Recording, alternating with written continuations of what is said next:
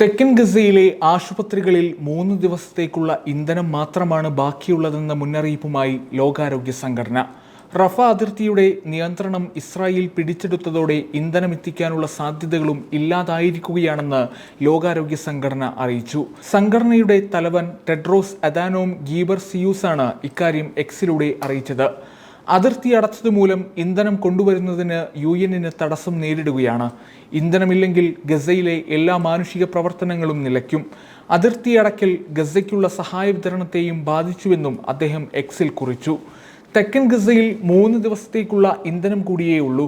സേവനങ്ങൾ താമസിയാതെ നിലയ്ക്കുമെന്നാണ് ഇത് സൂചിപ്പിക്കുന്നതെന്നും അദ്ദേഹം ഓർമ്മിപ്പിച്ചു.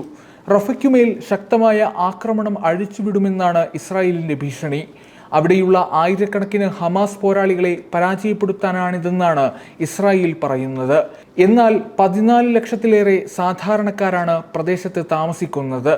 നേരത്തെ ഇസ്രായേൽ പുറപ്പെടുവിച്ച ഒഴിപ്പിക്കൽ ഭീഷണിയെ തുടർന്ന് വടക്കൻ ഗസയിൽ നിന്നും മറ്റുമായി എല്ലാം ഉപേക്ഷിച്ച് വന്നവരാണ് ഇവരിൽ ഭൂരിഭാഗവും. കഴിഞ്ഞ ദിവസം റഫ അതിർത്തി വഴി കടന്നുകയറ്റം നടത്തിയ ഇസ്രായേലി യുദ്ധ ടാങ്കുകൾ ആക്രമണം തുടരുകയാണ്.